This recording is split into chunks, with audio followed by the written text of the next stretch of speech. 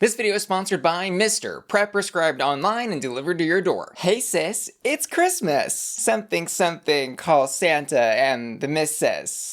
Hello, hello, hello my little elves, and welcome back to Hot or Rot. And today we'll be reviewing episode 5, the penultimate episode of Canada's Drag Race vs. the World. Today our international superstars were challenged to act in Spy Queens, which is rated G for gaggy. So bad you'll almost gaggy. And the runway category was Y2K Club Kids. Kind of. But the real stocking stuffer this episode was Brooklyn Hytes on the runway. Oh my god. Anyways, can't wait to unwrap this episode with you, but first, Oi MISTR! Yeah, I'm talking to you. Did you know that MISTR offers free online PrEP and STI testing? Here's how it works. Just click the link in the description of my video to visit HeyMISTR.com and complete your confidential and judgment-free health review in minutes. Next, you'll receive an at-home testing kit. No needles and no doctor's visit required. Then a licensed physician will review your results and prescribe PrEP if appropriate for you. And if prescribed, MISTR's got you covered, insurance or not. You'll get PrEP completely free, no hassle and no paperwork. And it'll be delivered right to your door in discreet packaging, and refill automatically every single month, free of charge. So what are you waiting for? Get prepped for the new year by clicking the link in the description of my video to visit HeyMISTR.com. It's free! Thanks MISTR for sponsoring today's video. Now, let's hit the club. In the order they walked the runway, or hobbled across it in a box. First up, Rita Baga. So this is a look that requires a lot of explanation, and even with a lot of explanation, it's still a head scratcher. Rita is in what appears to be like one of those claw machine toy things that you would see in an arcade, and the words "the future" is written across the top, and I'm thinking, okay, Toy Story, little green aliens with those balls, and then she starts to explain that she is wearing this look because she was originally on her first season called out for her boxy shape, and so now she's an hourglass, which you do start to see as the box rotates on the side there. And her silhouette is hourglassy, and there's also a clock on her head. And then she briefly explains that the balls everywhere are the famous Montreal balls, which, by the way, if you're unfamiliar, are these iconic display of rainbow balls that are sort of strewn across this parkway walkway, and you'll find them in the summer in the gay village. This is a really convoluted look. We even hear Rita in the confessional while she's walking across the runway say, "It makes no sense, but it does to me." It just felt like she wanted to throw as many things as she could at this and hoped that something would stick. I'm gonna give this a rat. Also, side note, Rajah had some really funny comments about Rita's runway look at the Roscoe's viewing party this week. It didn't give for me either. It didn't give in person. It didn't give watching. It didn't give what it was supposed to give, okay? It had gave me Chuck E. Cheese. Rajah, the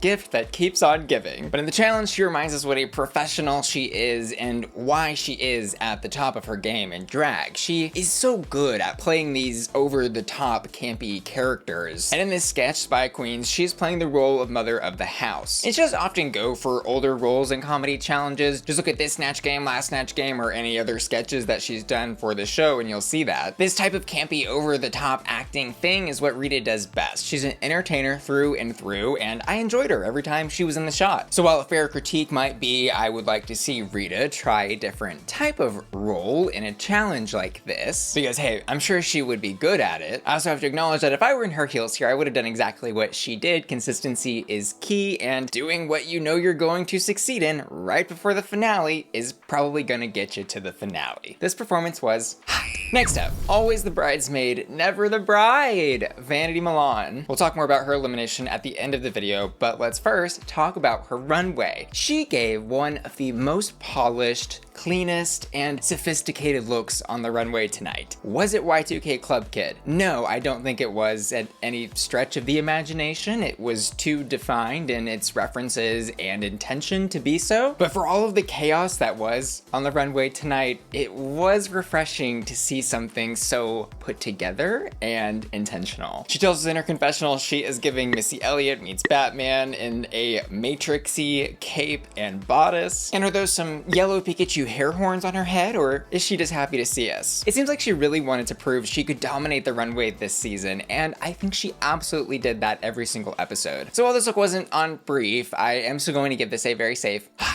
And in the challenge, she is playing the role of Look Queen. A character I'm guessing was named Look Queen because it was given almost no lines. She had one big line, which was the one that she struggled with during rehearsals. And in rehearsals, it was very strange because she was kind of going back and forth with Traci about deliver the line to the camera, but then also make sure you're delivering the line to the person behind you, but make sure you're looking at the camera. And I was like, why is the blocking so strange here? She probably should have been directed to swap places with the person she was talking to so that she could have both effectively deliver the line to camera and to the person. This was just one of those roles that we see time and time again in the Drag Race acting challenges that are not really given a fair chance amongst much heavier written roles like Victoria's and Rita's, for example. And in a role like this where there are so few lines, you're gambling everything on this all or nothing moment, and I don't even think the lines were written funny. So all of that is to say I don't think Vanity had a lot to work with here. So like, sure, I would give her performance a rod, but like, the role was a rod. And between me and you, so is that directing.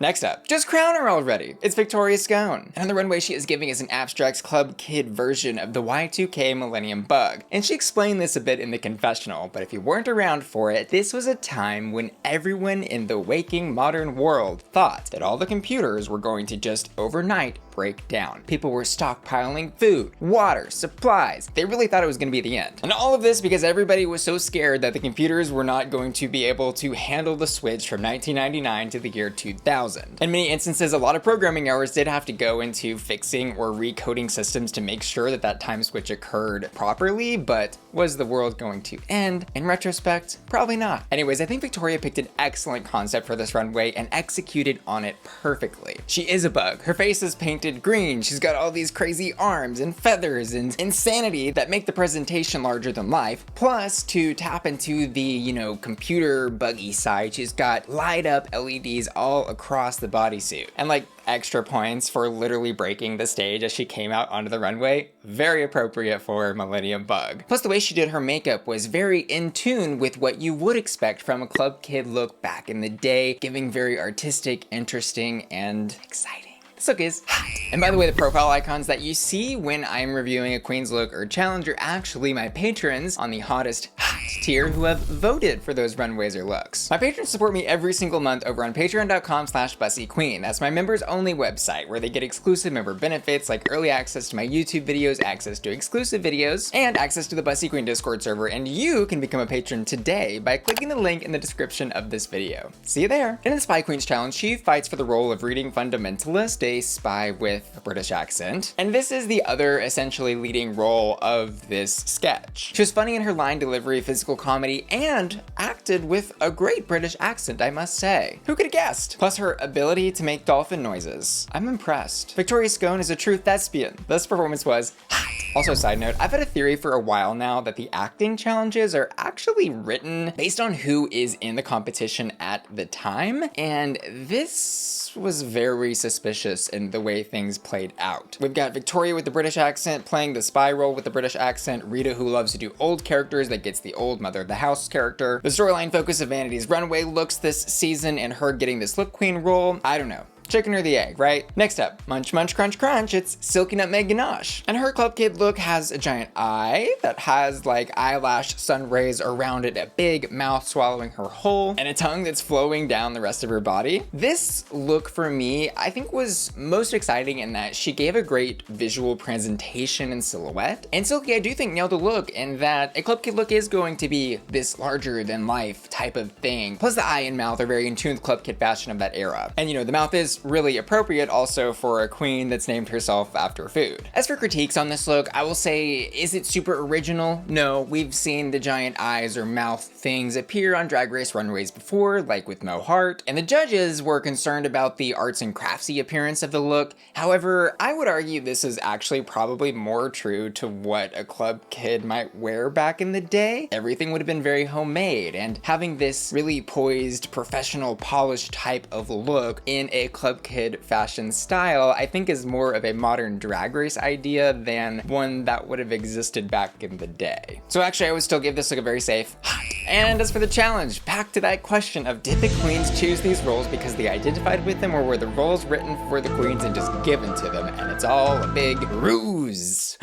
Her character is the lip sync assassin for the queen who is known as the lip sync assassin of All Star 6. And Silky's performance in this role tonight was one that I think was a little, again, unfairly critiqued. She really deserved more credit here. She had two of the funniest, in my opinion, parts of this challenge. The very beginning, she starts everything off with "it's not a death drop until someone drops dead," and then just like falls flat on her back on the floor. Loved it. And even though we knew it was coming, did this stunt double thing where they had a stunt double who looked nothing like her, twirling and jumping and dancing all around the stage. Like, that was good comedy, and this was a role that Silky fought for, so arguably I think she deserves the credit for making that happen. To be fair though, I think she was kind of doing the thing that Silky does where she just is Silky being funny rather than actually playing a role. But again, I didn't really mind that here, and this is not Hollywood, it's a Drag Race acting sketch. She made me laugh, and also I don't think it was totally fair to critique the kiss with Victoria at the end. The judges were like wanting that to be funnier, but I think that's something that maybe could have happened in the edit rather than in the actual sketch. On top of the fact that the kiss was between two people and they really only critiqued one of those two people for not making the kiss funny. So yeah, I'd give Silky a hot here. And finally, oh my god. It's Rajah Ohara. So, on the runway, she's giving us a little orange intestine Teletubby fantasy. Come on, Teletubby, teleport us to the intestines. And this look, I think, was a good idea, but ultimately the execution kind of just flopped all over the place. The headpiece falling down behind her, we need that to stand up. She's got the intestine pieces also, I'm just assuming those are supposed to be intestine pieces, haphazardly wrapped around parts of her body. Had there been more tighter coiling in the chest and on the waist area, I think this would have looked less messy, because it does have a sort of disheveled look to it. The good parts about this look, I will say, is I love her in orange, and I think the actual silhouette that she delivered was an interesting one, and one that was unique to Rajah. This whole season, she has been giving us unique silhouettes. So with a little more finessing, I think this look could have been hot, but as it is, I'm gonna give it a hot. And in the challenge, she is playing the role of the body yaddy yaddy spy. And this is the other role, much like Vanity's, that just did not have a lot of time on screen. But when she was there, and even when she wasn't speaking, she was very into the physical comedy of facial expressions. Like for example, when they're watching Traci Squirrel Shore on the TV. And while there maybe was a little pausing or stumbling over some of the line delivery, I did not have a problem with anything Rajah did in the challenge, and for what it was, she did a good job. So I'd give her a safe hot here. But with only 5 queens so close to the finale of this season, it really does seem like the producers would be trying to write roles for these sketches that would show off each queen's abilities with an equal amount of lines, or at least closer to that. Because really this whole challenge just felt like a Rita Baga and Victoria Scone acting showcase. Great for them, but not for everyone else. But was that everyone else's fault for not fighting for the bigger roles? So yeah, this is another episode in this season where the top 2 is blatantly obvious. I don't think you could argue it any other way, with the Oscars going to Victoria Scone and Rita Baga. But the bottom 2, Vanity and Silky, they probably should have just done like, if you're not in the top, you're in the bottom, because I don't think there was a lot of difference in the other 3 queens' performances to justify picking 2 of them for the bottom. Plus, putting 3 queens in the bottom here would have given a little more drama and intrigue, I think, to the episode, because as soon as we see the tops and bottoms, we know exactly what's going to happen. Vanity's in the bottom for the 2nd week in a row, and we know that Silky has an alliance with Rita, plus Victoria's not going to send home Silky because that's her Showmance partner. They've kissed for 2 episodes in a row now. But for the win, Victoria and Rita lip sync to Freak, and no, not the one by Nicki Minaj, F-R-E-A-K,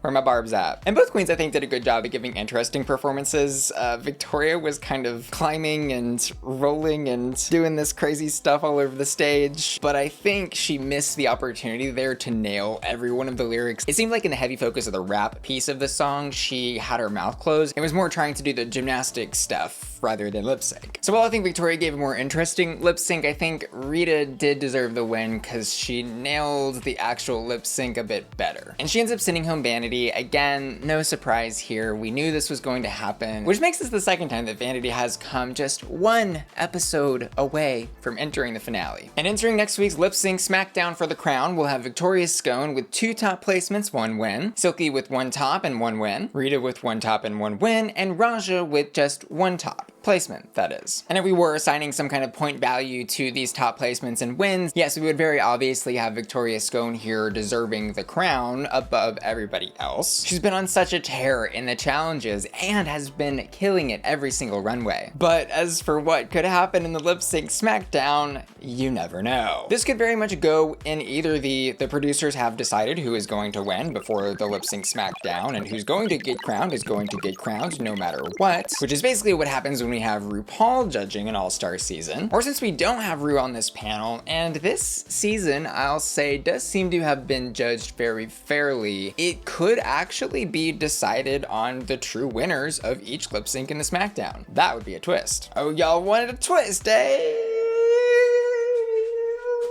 Please don't forget to let me know who y'all are rooting for to win this crown in the comments of this video using the hashtag #TeamQueen. As for my hottest Hytes this episode, I'm gonna give it in the challenge and runway to Victoria Scone. I also asked my patrons to vote on their hottest hots, who have also voted for Victoria Scone in both categories. And lastly, I want to say thanks so much to today's video sponsor, MISTR, who you can check out using the link in the description of this video to get free prep prescribed online and delivered to your door. And I also want to say thanks to you for watching today's video and my patrons for making my channel possible, and give a special shout out to Hugh, who's just joined my Patreon at the Hot tier, and aiding the individual, Asa Hakel, Ashley Bruntengard, Cyrus, Daniel Sandez, Dicky, Felicia, Frankie, Hector C. Moncas, Jeffrey, Laura, Lisette, Louis Labrador, Mark James, Matthew Burns, Matto, Michelle, Doorbell, Panda Kitty, Sailor, Steven, Topher, Billy, and Will and Tana, who are all supporting me at my Bussy Queen Collector tier. See y'all later, love ya, bye.